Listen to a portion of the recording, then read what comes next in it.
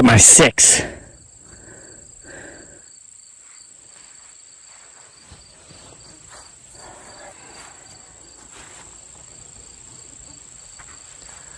Good afternoon / evening, everybody.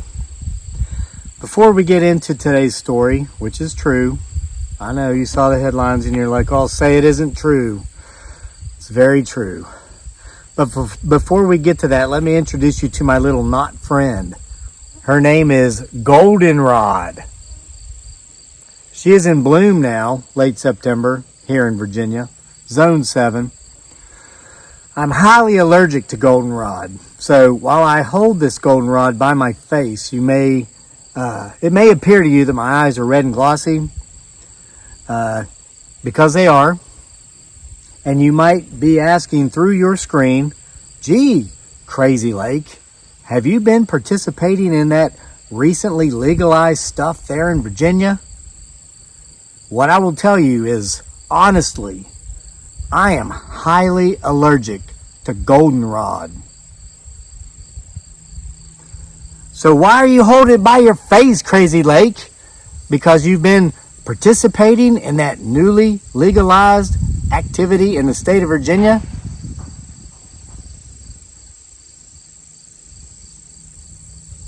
What I will tell you is, goldenrod is a natural gnat repellent. And I am highly allergic to goldenrod.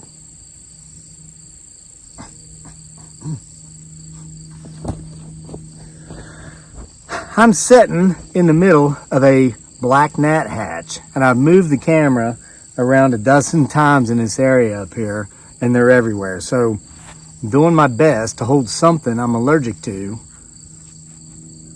honestly, here by my face to get rid of these other things that are harbingers of hell, no less than yellow jackets, while I tell you this story. Let's get into it, as I've already wasted 2 minutes and 23 seconds of your life you'll never get back. Night before last, my wife, that was not a gnat, I felt coldness whoosh rush through me like I just stepped into a deep freezer. I'm all right now. Keep your eyes open. Get my 6. Okay? So, my wife 2 nights ago was up until 3 a.m. Couldn't sleep. It was over a marital problem, over a marital issue. And we've talked it out, and we feel, between the both of us, that the only solution to this marital issue really is a divorce. Yeah, let me explain. Kind of started a few days ago. We were in a CVS pharmacy, and my wife saw this contraption. It was like a breathing contraption. She saw one, and she asked me what it was, and I said, "Oh, that's for people that have COPD, I think it's called, when you actually stop breathing in the middle of the night, and then you let out this loud, raucous snore to start breathing again." That can be deadly. People who have that, who have had that, have passed on from that condition. And so I explained to my wife about how you can get this breathing machine, and it makes sure it's pushing oxygen into you throughout the night so that doesn't happen. She's like, "Oh." And she said, "Do you think my sister needs that?" And I'm like, "No, I don't think your sister needs that." Okay? And I'm going to say which sister. And my beautiful bride, dearly, aka Giggly Girl, has like 11 sisters. 11 siblings, 7 sisters. True numbers. They're all back in the Philippines. And so anyway, we're going through the store. We're getting whatever, a couple things we needed. And then she sees this other breathing thing, and she's like, "What's this?" And I go over and I look at it, and I'm like, "I don't know. I've never seen one of these," because I never had. And I read it. It turned out it was for, it was either allergies or asthma or something, but it was something you put on your face. And she said, "Do you think my sister needs this?" And I said, "No, I don't think your sister needs this. I think your sister needs a divorce."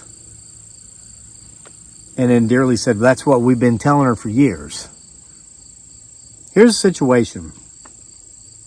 And this conversation isn't going to be pleasant. It's going to be factual. I'm going to be honest in regard to my thoughts, which I usually, in this regard at least, keep off of this channel. And I'm expecting I'm going to lose quite a few subscribers. Hey, if you don't like the real me, then bye. I am an avid supporter of divorce. Yes, ma'am. Yes, sir. I will explain, and I will give you a couple of scenarios that I've witnessed. And you know, I refer to myself as non-political, but I do have my own views, and I probably would come across as a little bit of right of center. And I was raised to believe that things such as divorce are terrible. They're wrong. You should never do it. Marriage is forever, you know, etc., etc. Well, that's all well and good until you find yourself inside of a miserable marriage where your spouse is an adulteress and where he or she abuses you either physically, mentally, emotionally, psychologically, etc. Pick your poison, and they're all poison. Then our Bible beaten into our head beliefs can change when all of a sudden we're the ones in the fire, not the ones on the outside looking in, passing judgment. So yeah, you know, my first marriage ended in divorce, and I will tell you, I am completely 100%, 50% to blame for that. Both parties in this situation were 100%, 50% to blame. I will not degrade myself by assassinating the character of someone who is not here to defend themselves by telling you all these nasty stories about how horrible it was from my end, because that is small, which is something I'm not. What I will tell you is that I, by no means, was the perfect husband, probably not even the good husband on most days. My biggest offense, as I see it now, looking back 20 years later, is that I did not support my partner in her goals and in her dreams. It was due to my fears, which at the time I was too immature to see, but which now as an older man, I can see. She wanted a further education. She wanted to get her master's degree, then a PhD. She had a bachelor's. She wanted to get her master's and a PhD and get into academia. We had 3 young children. I was working, and my fear every month was, am I going to meet the bills? Are these kids going to eat? And so I continually said to her when she told me of her dreams, no, no, no, no, no. We're grown up, we're married, we have kids. It's time to think about people other than ourselves. You need to work, I need to work. We need to worry about their education's not yours. 20 years later, what I will tell you is that I was wrong.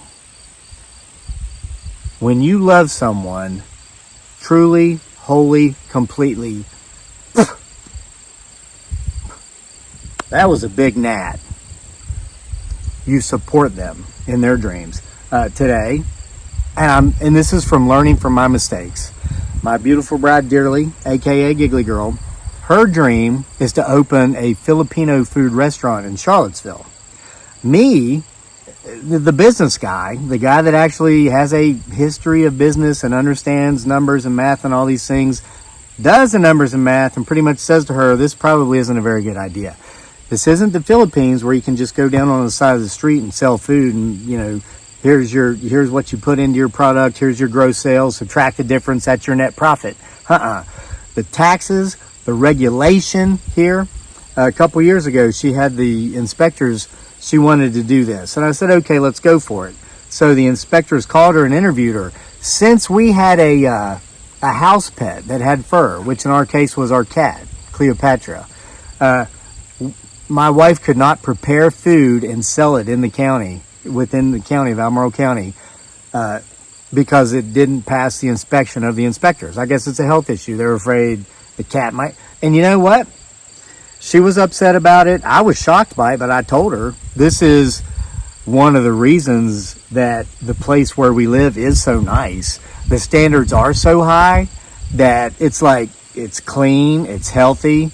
The quality of life in Charlottesville, Virginia is like, ooh, because they have these high standards.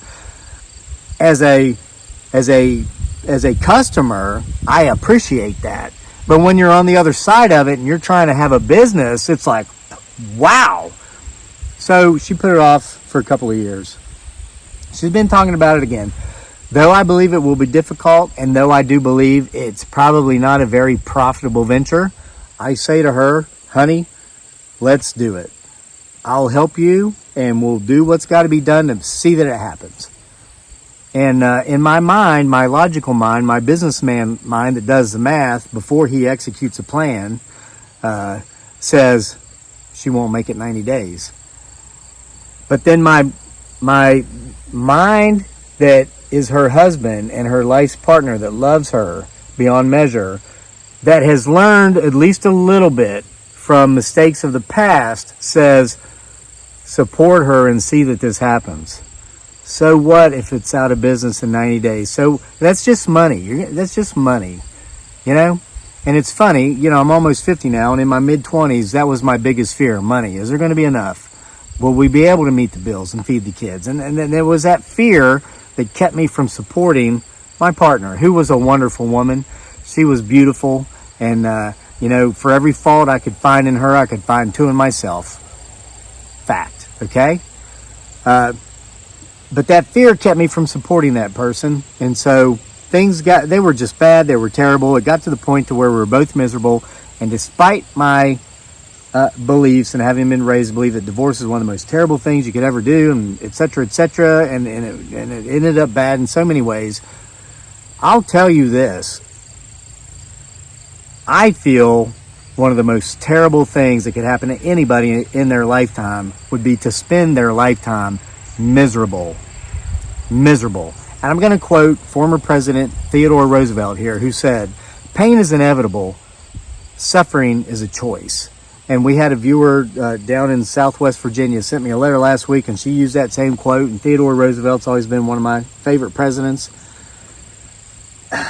It's very painful when you find out that the person that you thought was the one is not the one. It's very painful when you find out that the person that swore loyal to you has a boyfriend or a girlfriend. It's very painful when the one perhaps who asked you to spend the rest of your life with them was not the one you should have said yes to, but the one that you did say yes to. That's painful. All those things, all those scenarios. It hurts. But to stay in a bad situation in which you know you should not be in, for the long haul especially, that's suffering, and that's a choice. That's suffering, and that's a choice. You know, I told this story. The gnats have left, so it works. Look, goldenrod actually works. The gnats are gone. They're not around me anymore. I shared this story about a year or so ago because there was a guy that used to come around here, and it's like I was his sounding board. He would always cry about how mean his wife was to him, and I'd say to him, "Why don't you leave?" And he'd just lose his crap. Like, "Oh, how can you say that?" I told this story when I was talking about that. When I was going through my divorce, when it first started, I had a friend. He was a businessman. He too was a stockbroker with a different firm, and we used to get together, this group of friends of us, most of us, you know, businessmen, and several business women, and we'd have coffee, we'd have lunch, and he and I, our marriages were basically just disintegrated at the same time. He was a couple years older than me, okay? 2. By that I mean 2. I don't mean 10, I mean 2, okay? So we looked like the same age. Dark hair. Of course, it's not quite so dark anymore. I got some, you know, a little bit of gray. Brown eyes, or mine are hazel, really. They look gray now because of the shirt I'm wearing, but they can turn green if I wear green. I'll wear green tomorrow. You can see my eyes when they're green. They get really green when I wear green. It's really neat. It's like a chameleon. He was same build as me, athletic build. He was a runner. So much in common, even to the same job, just with different firms. So we were talking, and I told him, I think I'm going through a divorce. I've talked to a lawyer, etc. And he says, a couple of weeks ago, he said he called a lawyer and said, hey, he knew the guy. It was one of his friends. He says, I think I want a divorce. Can I buy an hour of your time? And his friend told him, hey, since you are a friend, the first hour is free. After that, I'm going to start charging. Let's talk. So he goes in and he tells him, he goes like, look, she's just not the one. All we do is fight. I'm miserable, but we got a couple kids. And the lawyer asked him, what do you make? How much do you make? How much does she make? How many kids, etc.? What do you own? What are your assets? All this stuff. And he basically said, this is what's going to cost you to get a divorce. And this is what's going to cost you to be divorced from this woman over the next 20 years until those kids are grown, 16 years, whatever was left. And so the guy just said it was too costly, it was too expensive, and he wasn't going to do it. And I told the guy, I said, yeah, my lawyer showed me those same numbers, and it looks like basically I'm going to be a broke D word until I'm like 40, which crazily I was. I'm almost 50 and still barely above broke D word, coming back. But hey, I'm coming back. That's my point. I've been happier. But he wasn't going to go through with it. And I said, well, I am. And I don't think I had much of a say, because my wife at the time, she pretty much decided she was too, going through it. And he's like, nah, not me. Because his wife wasn't pushing for it. He was so miserable, he wanted out. But his wife, she was content to stay at the time. So I got out. He didn't. Of course, I left the area for many years. I was in Iraq. Well, I lived on the West Coast for a while. I was in Iraq, back to the West Coast, Southeast Asia for 6 years. Finally come back. I come back to Charlottesville about 8 years after I left, maybe 10 years. I run into this guy after I'd been back for a few months. And I almost didn't recognize him. As a matter of fact, I think he recognized me before I recognized him. And he said, hey, Kevin. And I'm like, I know this guy from somewhere. When he told me who he was, I couldn't believe it. Listen, I got a couple grays. This dude, he's still got all his hair, but it's snow white. His skin looks translucent, like you can see through it. And he's got like the constant ever black eyes of someone who never sleeps. He looked like a zombie. It's like, wow. When I was asking him, how you doing, man? You still running? He's like, yeah, I jog just enough to do stuff. So it wasn't like a health issue why he looked so bad. Talking, he's asking me how I'd been, where I've been. I'm catching him up to speed. I'm like, hey, you still married to so-and-so? What's her name? He's like, yeah, man, we're still married. It's great. It's been like 22 years, and our daughter so-and-so just graduated from UVA, and then the other girl, she's like a sophomore. And that's when I'm realizing, OMG, this guy stayed in a miserable situation that he knew he should have gotten out of, to the degree that he actually went and talked to a lawyer to see how much it would cost to get him out of it. Hey, his net worth, I'm sure he's 7 digits. I mean, he's still with that investment firm. He's making the big bucks now.